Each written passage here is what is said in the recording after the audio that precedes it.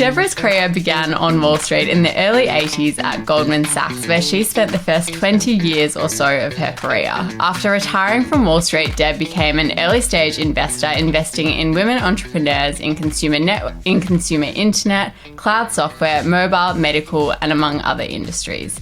With her desire to create an even bigger impact, Deb founded Plum Alley with the mission to increase the amount of capital invested in women entrepreneurs and gender-balanced teams by making investing in private companies more accessible. Deb, thank you so much for joining us. Thank you for having me. Now, Deborah, we start the episode in a similar way every week so that people can get to know you a little bit. And the first question we start with is, what's the best thing that's happened to you this week?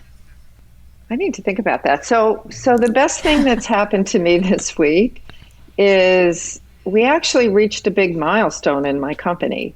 And we've now invested $40 million across 23 different companies. And I still remember back to the early days when we were just getting going and convincing others to join us and to own their role as an investor. And so all of a sudden, here we are. And it's not been easy. It's been many, many units of work and many days, but very exciting to see that milestone. That's a great one. Congratulations. And Deb, if you could have dinner with anyone, who would it be and why? You know, over the years, I've thought about that, and I've had different people that I wanted to have dinner with. But I think right now, the person I'd most like to have dinner with is Cathie Wood. And I will tell you why. Because we have a very similar investment thesis. I've been interested in frontier technologies for a couple of decades now and sort of watched the internet evolve, watched a lot of these new technologies. And I just see the potential of what they could do in the world, which is massive. And Cathie Wood has a similar investment thesis. She focuses on public markets and public companies. But I think it's really fascinating that you can have the same investment thesis in private companies and also track them all the way through to when they become public companies and then invest in public companies with a similar breakthrough. I think I would love to be a fly on the wall with that dinner. Maybe I'll come too. Well, that would be great fun. And I think it's one of those bizarre things where you don't often see women geek out on things like technologies and what technologies can do. But I can imagine that we would have a gin and tonic and really totally geek out, like shut our eyes and say, what could the world be? And I would imagine we'd see a completely different world than what we know, mostly enabled by technology and medical breakthroughs. Yeah, you better take a notepad and really note down everything so you don't forget what's spoken about. And then our final question is, if you could be a stock or company, who would you be and why? So what's the most exciting company I can think of? So I've fallen in love in the last week or so with a company called Playform. And it is a company where you can create NFTs, so non-fungible tokens, and you can actually create art. So you go on this website and you can either upload a piece of your art or a photo of your piece of art, or draw a new piece of art, and then you can overlay filters on it and make, for instance, if you had a photo of yourself and you wanted to say, okay, I want to see how Picasso might paint me. So there would be the Picasso, you click a button and there would be the Picasso version of you.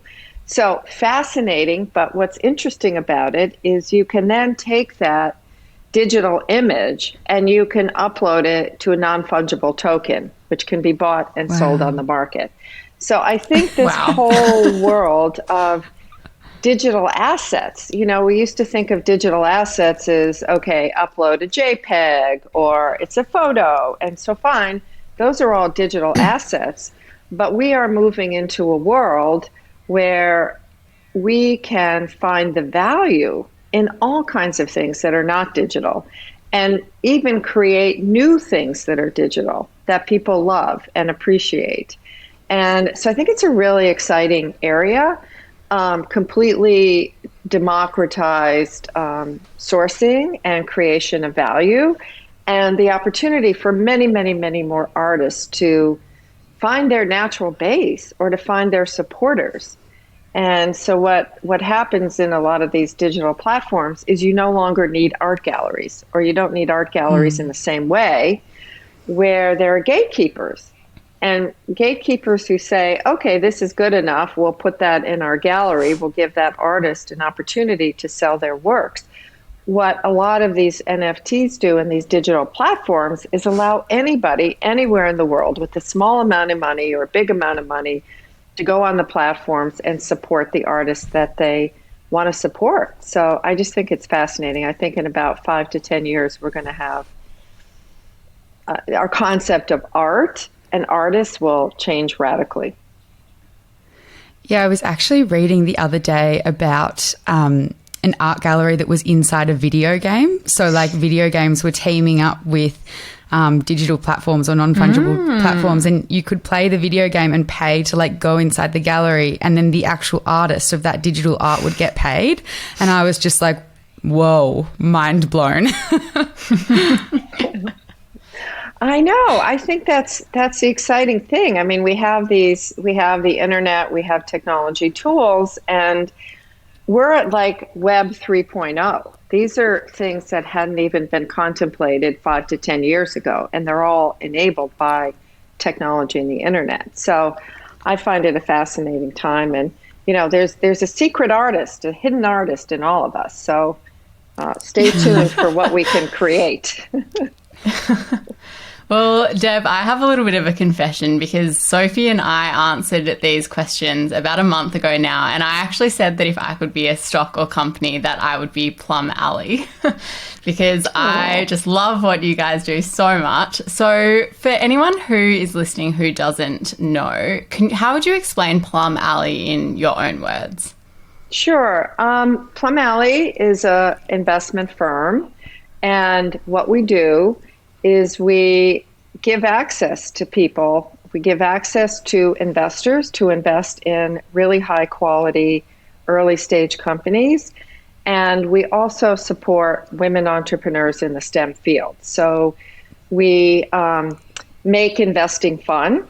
I like to say that. Investing should not be boring or disassociated from your core and who you are. It should actually be fun.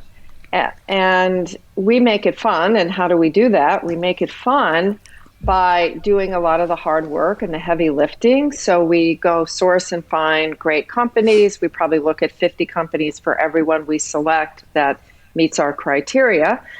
And then when we find one of those fabulous companies, we present them to our investors. And so our investors have the opportunity to meet the best of the best. We do a lot of, used to be in person, but now Zoom sessions with the founders. So our investors actually get to see quality companies, and they get to meet those founders and hear the vision of those founders.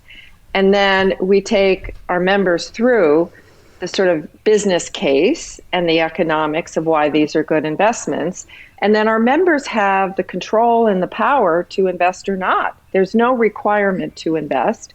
But what we found over the 5 years we've been doing this is a number of potential investors, we call them emerging investors, come in and they join, not quite sure what they want to do. And then they see these amazing companies. And when they see a real company and they can relate to what value that company brings into the world, it's an easy process to say, I want that company. I want that solution to climate change. I want that solution to better food. I want that solution to a cure to cancer. So they get excited and they say, wait, this is my hard-earned money.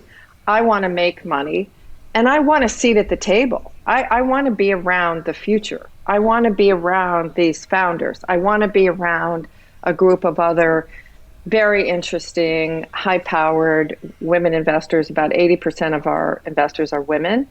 And so it becomes a fun process. And then over time, you watch those companies progress. We have a number of companies that we think are going to produce massive returns. So you even make money at it. And why shouldn't investing be like that? So you're talking about a couple of things. You're talking about criteria. You're talking about some of these amazing companies. What are some of these companies that you're investing in? And I guess, how do you decide which companies to invest in? Yeah, so we have a very well thought out investment thesis, which we didn't have on the early days, but over time we really perfected this investment thesis. And what our opinion is that these new emerging frontier technologies and medical breakthroughs will dominate our future. So if you believe in that, which we do, you always want to go where the future is going. You don't want to look behind, and you don't want to be an incremental change. So by an incremental change, I mean, do you want to be another dating app or a dog walking app or whatever? Probably not. You could probably do well at that. But if you really want to see change in the world, and if you really want to pick big market opportunities, you want to go with newer technologies. And so one of our criteria is these companies must be a frontier or healthcare medical breakthrough kind of company. So very important, big stuff. And leveraging technology, either existing technology or building new technology. So that's our first criteria. Second criteria, must already have some kind of a product. So we don't do ideas on a napkin, early stage, angel, first money in. We don't do that. Other people do that much better than we do. So we like to see companies that have already raised a little bit of money, built a prototype, so we can actually kick the tires and say, oh, we get this. We see the potential here.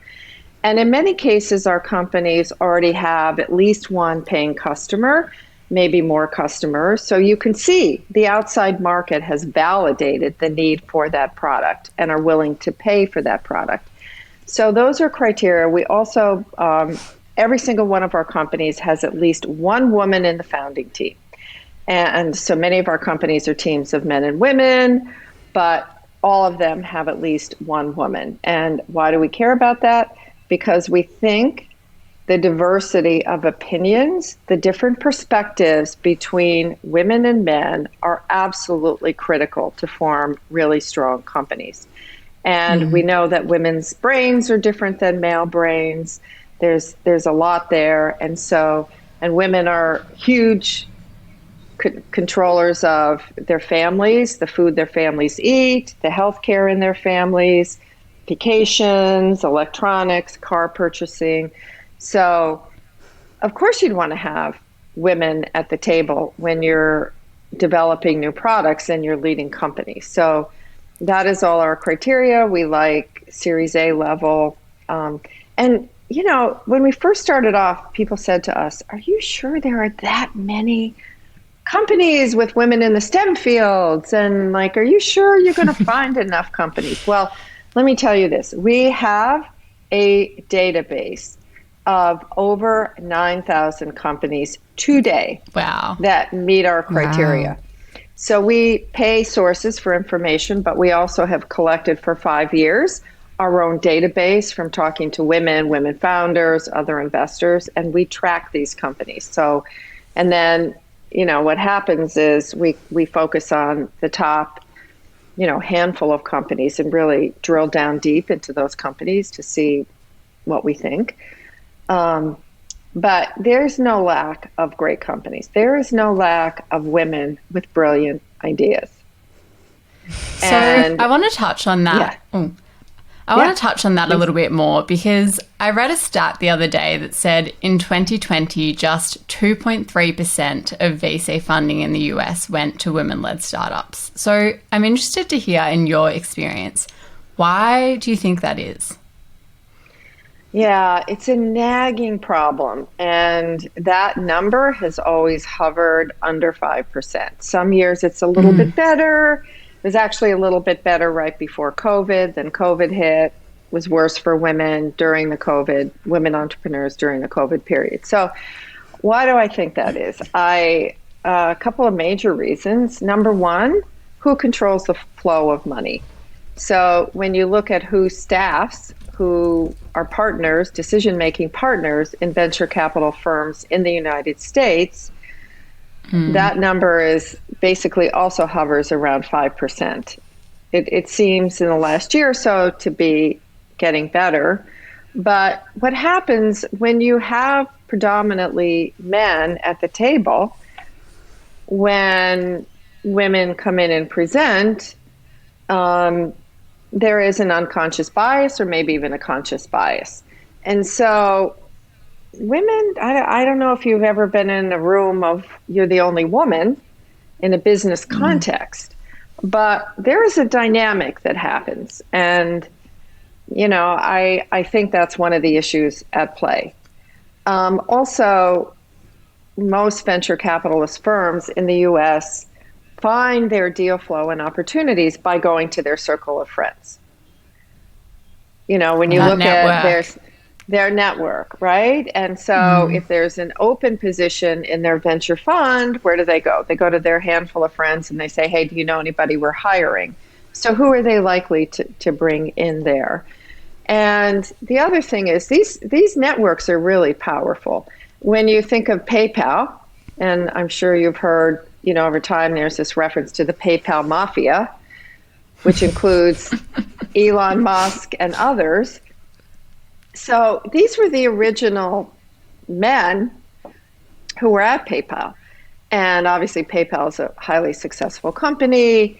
They made a ton of money and they all went off to other ventures. Well, what happens, they all still know one another. They have money. And so when they want to raise money for their companies, they go to their same network of people. And if you look at the data, those networks are powerful. Those networks include people giving money to other people, seeding their venture funds, creating tech products that fit with somebody else's tech product. And women have just not been in those circles traditionally. They've been in other circles, but not necessarily those circles. So we need to change that. So pretty much what you're saying is that we need to make a Plum Alley Mafia full of women networks. I'm going for it. We say that the minute one of our companies, which hopefully we're projecting in the next 2 years, one of our companies goes public and we have massive returns, we want that headline. We want that headline. Like, okay, women stepped up, we wrote the check, we helped fund that company, now that company is successful, and we're going to turn around and strengthen our network. We're going to do even more. We're going to support other companies, we're going to mentor each other, we're going to talk up each other, and we have to build it. We have to build it. Yeah. Well, I think when you say PayPal, PayPal was a very disruptive company when it first started, what was it, maybe 20 years ago? I don't know the exact dates, but it seems like a lot of the companies that you're investing in are also so disruptive as well. I mean, I was reading on your website, there was a company called Air Protein that makes alternative meat made out of CO2. Like, how does that even happen?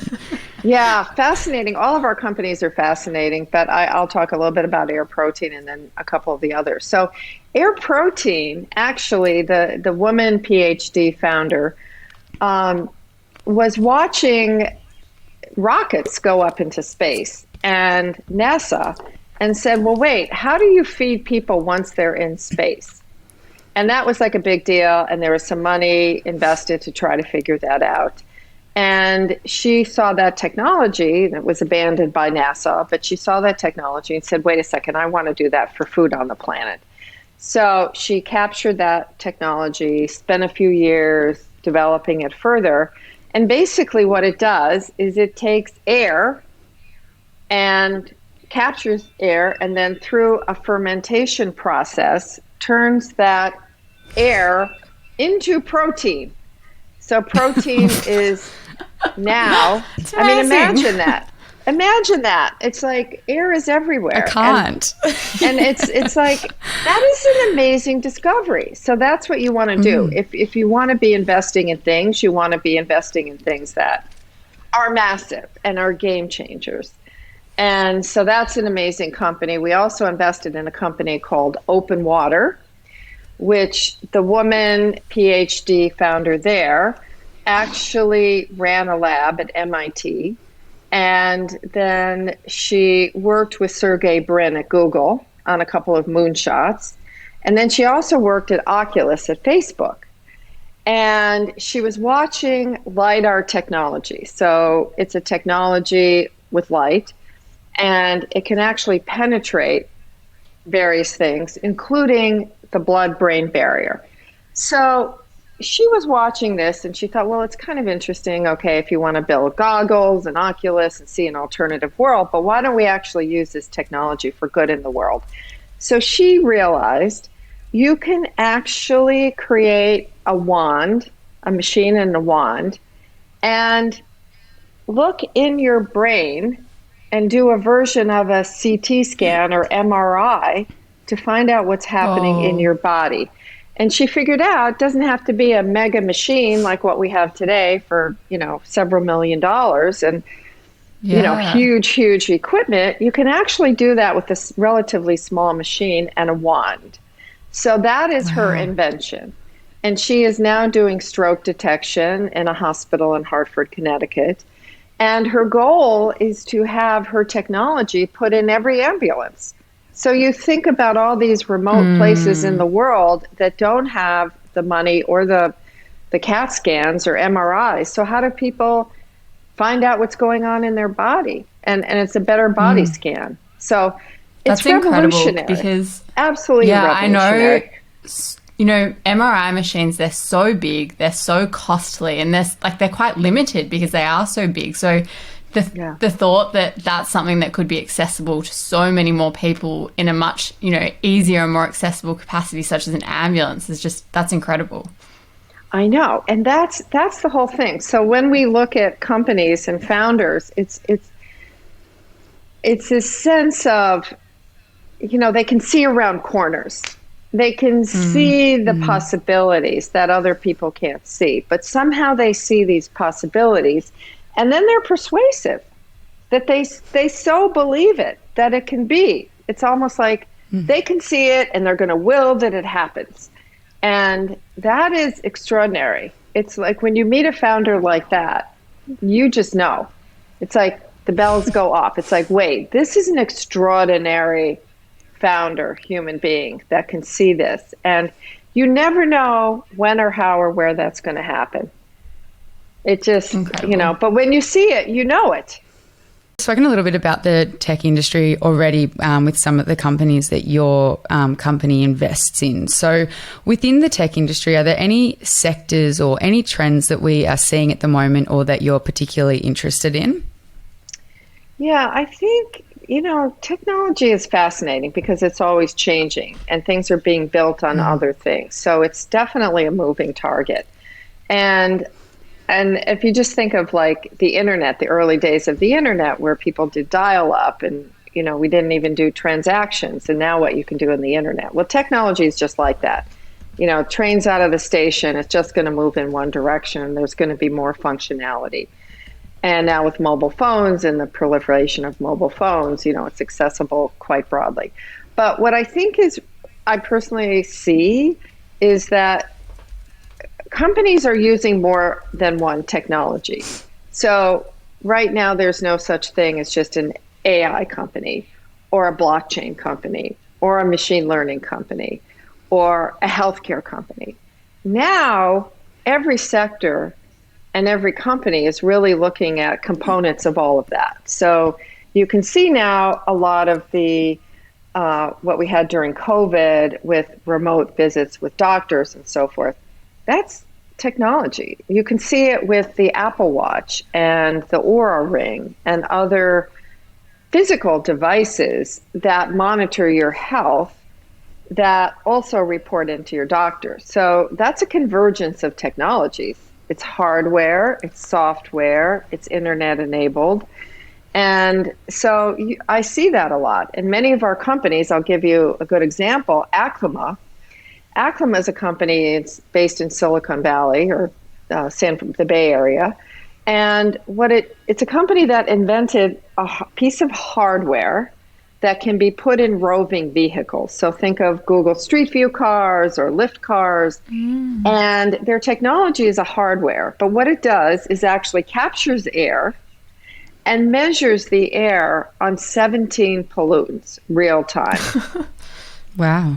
Literally can tell you what's in the air block by block because it's moving around in the vehicles, and captures that air, and it's real time. So it can tell you what you're breathing right now on that street. And so that's hardware.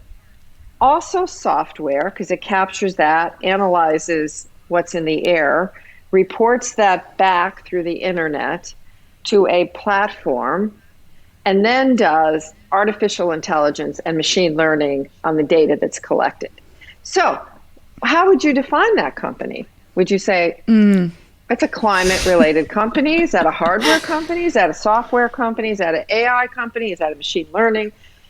It's a little bit of all of that. And I think that's what we see, that you can have these companies with different technology aspects, more than one, that makes them much, much more valuable. Because if you're one piece of that puzzle, you're not going to be as valuable. But by having all of that and those different pieces of technology working together, you create massive value and things that could not be done before. So I think the biggest trend is there's no such silo, one type of technology over there. And you think of NFTs, digital assets, cryptocurrencies, those are all based on blockchain. So they're not blockchain companies, but they use blockchain. So I just find it fascinating that these sectors are, there's no such thing anymore as just a healthcare company. It's healthcare tech or health, and we don't quite yet know how to put the labels on these things, but it's really the convergence of technologies that bring huge value. Yeah, we also talk about a little bit when we're looking at companies to invest in, and when you're looking in the future, you kind of say to yourself, okay, I might be investing in, a pretty core company or a blue chip or, let's just say a bank or something like that. But you do need to look at, okay, what technology are they implementing to make them a better service or better product? It's not just their core business, but, are they acquiring tech companies to make them better? Are they using new technology so that they can provide new things to their customers? I think it's one of those aspects that you do look at when you are investing in companies. Yeah, especially old line companies or, traditional companies. What we've seen through COVID and otherwise is every company needs a digital aspect, and it needs it even more. Because the competition, just look at Amazon for brick and mortar retail stores. I mean, so you can do more and more online, and it just, Airbnb disrupting the hotel business. So I think every legacy industry has some threats, and whether or not those legacy companies can move fast enough and, really stay current, and not just current, stay ahead of the game, because these smaller companies are totally nimble. They're hungry. They're not, bureaucratic. They're trying to get product market fit. They're trying to bring new value. And so the mindset is very, very different in early stage companies compared to traditional big companies. One thing that we often hear people saying, and I think this is especially the case in Australia where we love our dividend income and we love to see profits, is that tech stocks are overpriced. And, a really popular example in Australia recently where we have Afterpay, who is not making a profit, but the share price got up over $100 before it got acquired by Square. So I'm interested to hear your approach, or if you have any tips on how we can go about evaluating the potential of tech stocks, when I guess it comes down to like distinguishing between genuine value and then just being overhyped, because that was something that was very common about Afterpay in particular. Is there a whole group of people who just said, oh, so overhyped, so overhyped. We really struggle to understand what the value of that company actually is. Yeah, the whole subject of valuations is very tricky. And I think historically there were sort of rules that worked and you could apply and you could do multiples. You could look at a whole bunch of companies in a sector and you could compare them to earnings, to market cap and otherwise. So I think historically it was a lot easier than it is today. But I think with some of these newer companies and newer technologies that have not existed before, it's very hard to put a number on it because you're comparing apples and oranges.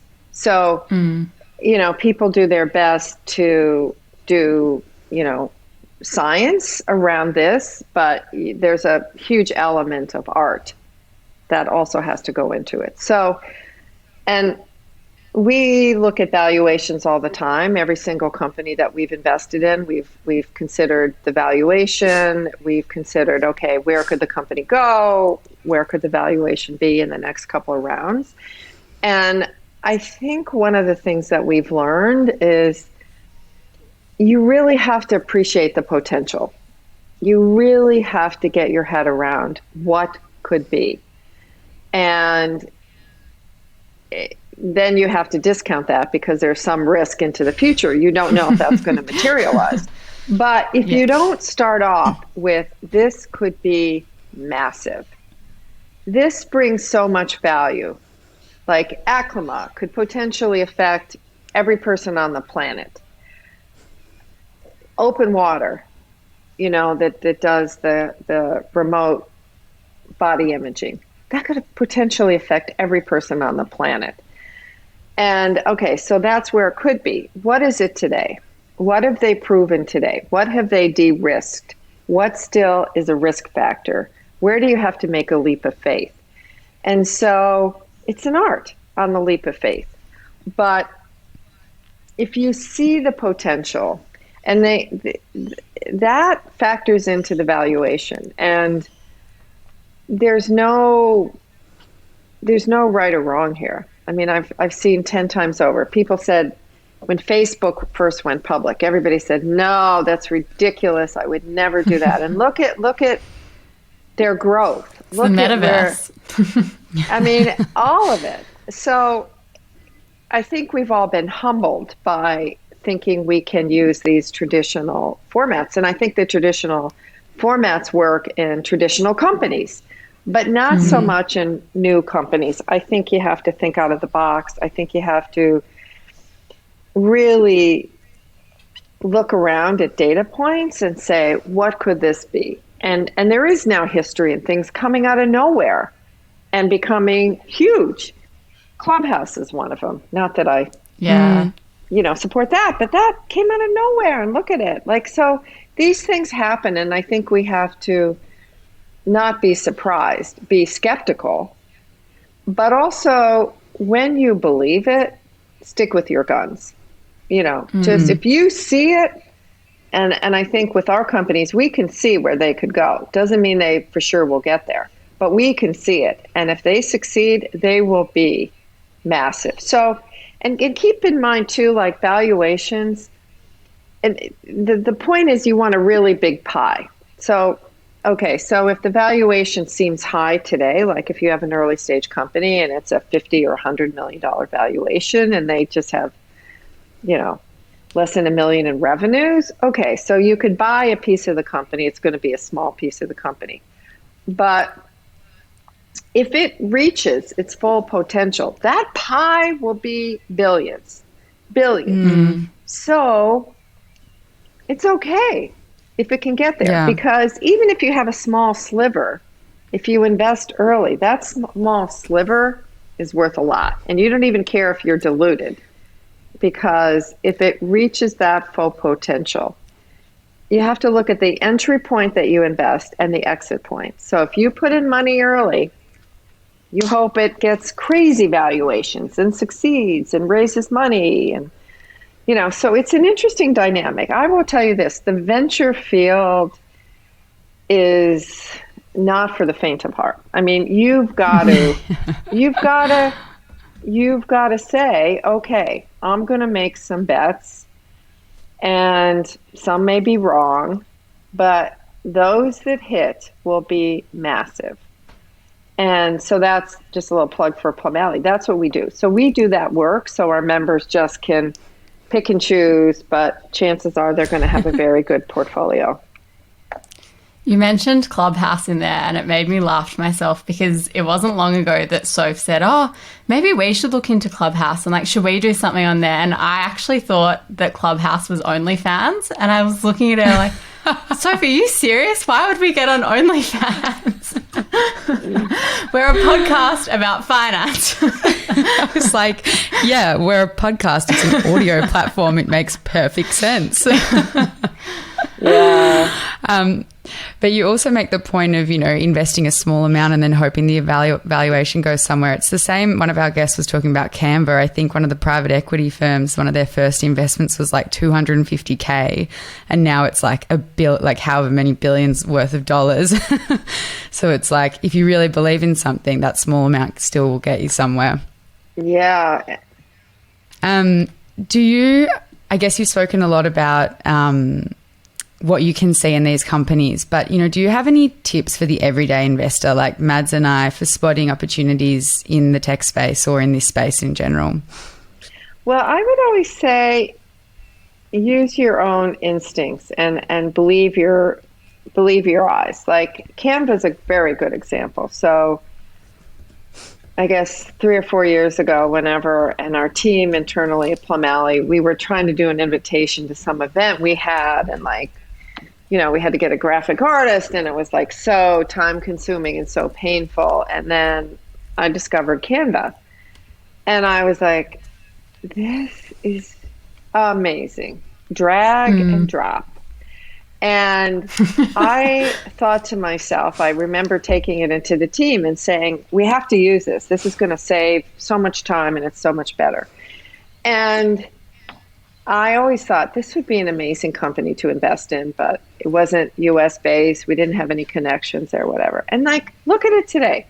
And I think that is the thing, especially for women. If you see a product that you think has a lot of value, and maybe you share it with a couple of other people, and they also think it has value, that is where to start.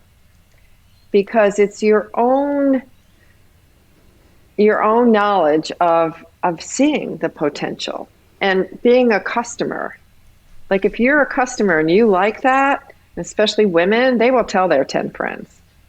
So if you like it yourself, that's a really good indicator. And by the way, you don't have to, and Canva's a good example, you don't have to understand what's underneath the hood. Right?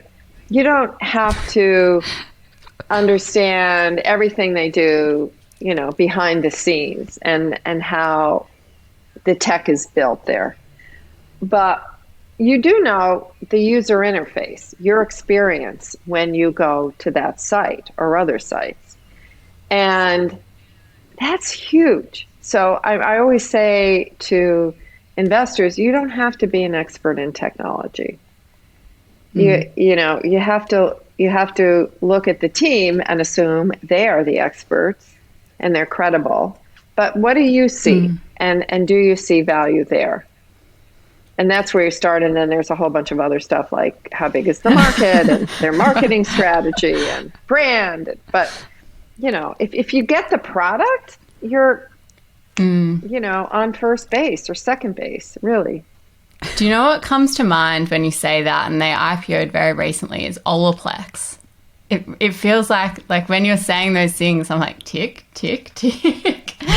So maybe I need to go and look more into that one. Yeah, and that's really great because I think that's the thing about technology. It's like these are new things, and we are the customer. We are the customer, so we have a point of view. And your point of view may not be with your investor hat on, but as a consumer, it's really important because, and it's also, by the way, generational. So things that would work in a certain generation may not be, your traditional venture capitalist may not get it, So I think it's exciting. I honestly think everybody has something to bring to the table around investing, and may not be dollars at the moment, maybe in the future, who knows, but you all have an investing point of view that it's not reserved just for those high paid people on Wall Street. It's like the world is changing and products are changing and technology is evolving. So a lot more people are actually in the know than they appreciate.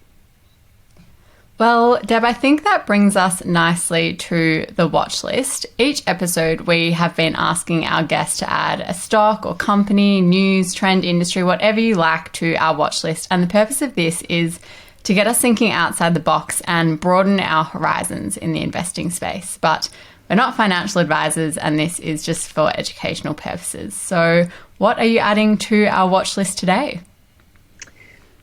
So I guess I would add OpenSea, which is the marketplace for digital assets, NFTs, which I think everyone should dip their toe in the water. I guess pun intended there. But I think this whole world of digital assets is here to stay, and it's going to grow. And I just think everyone should dip their toe in the water. I did that recently. I literally bought some Ethereum and Bitcoin on Coinbase, just a small amount, mostly to experiment and see how it works.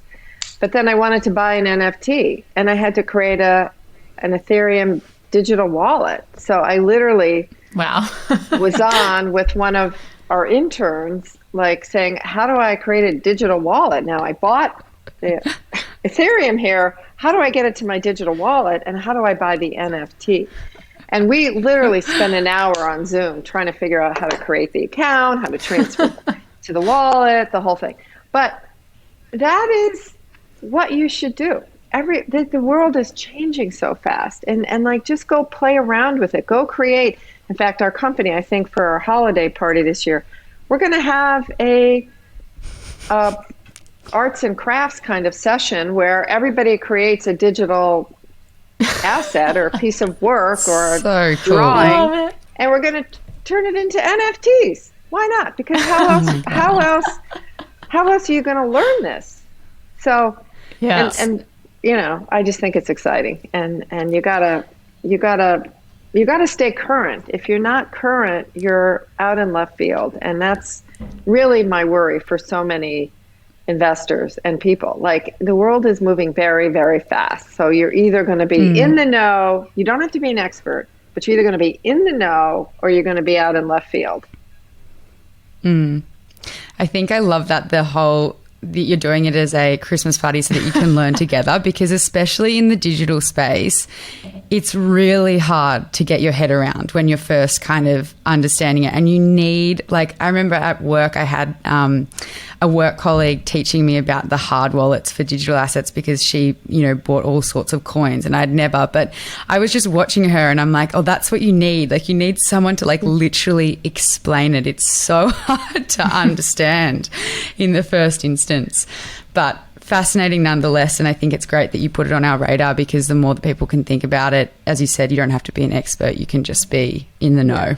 Yeah. So our last question today is, what would you say to someone who has some trepidation about starting on their investing journey?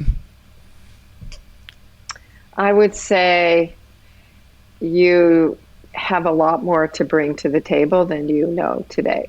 And in a very short period of time, you will see that.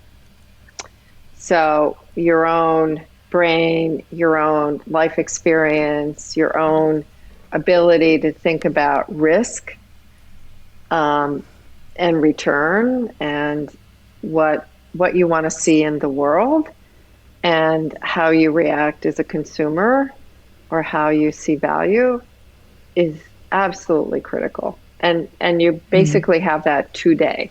You have that today. It's maybe not a honed skill, but you come at this immediately bringing something to the table. Now, traditional investors and Wall Street and others would dispute that and say, you bring nothing to the table. And in fact, they need to hold on to their position, right? Position of power or whatever, authority. And so I would just say, it's your money. You have the right and the capability to direct it to what you want.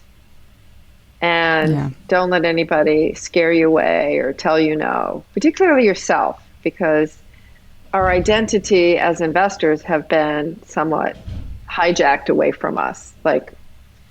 So just say, not going to take that and just do it, because it's a lot of fun. It's a lot of fun. Women have no trouble in particular with philanthropy. It feels good. I'm give to this nonprofit, give to this, and do good in the world. Well, you should have the exact same feeling about investing. I just invested in Open Water. Oh my gosh, they're going to bring this, body imaging to the world. And oh my gosh, Aclima is going to give us the data we need to cure air pollution. And you should be excited about that. So investing can be excited. It shouldn't be a chore. Well, Deb, it has been an absolute joy chatting to you today. Thank you so much for joining us. I know Soph and I have gotten a lot out of this conversation, and I'm sure our listeners will too. If anyone wants to find out more about you or Plum Alley, is there anything that you want to plug before we head off? Yes, I would just say to go to our website. It's plumalley.co, not a .com. And if you want to reach out to me, if you're interested in becoming a member, investing, we also have a fund. If you're interested in becoming an LP in the fund, reach out to me directly, Deborah, Deborah, at plumalley.co. Amazing. Thank you so much for your time today, Deborah. We really appreciate it. Great. And I hope you guys do more of this, because it's so needed in the world. We will keep going. Don't you worry about that. Thanks, Deb. Okay. Thank you.